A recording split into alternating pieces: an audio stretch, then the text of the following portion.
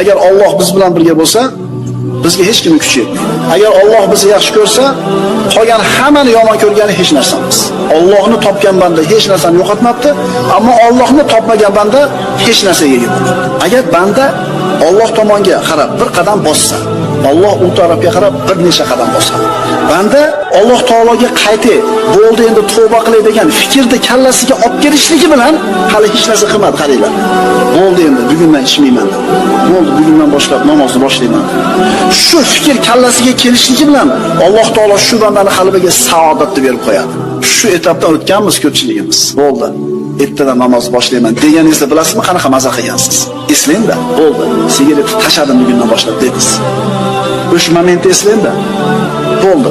Ertadan bomdodga chiqib namozni boshlayman deyishiga bilasizmi qanaqa xotirjam bo'ladi qalb. Demak, Alloh tomonidan ijobat, Alloh taolo tomonidan javob nima bo'lar ekan?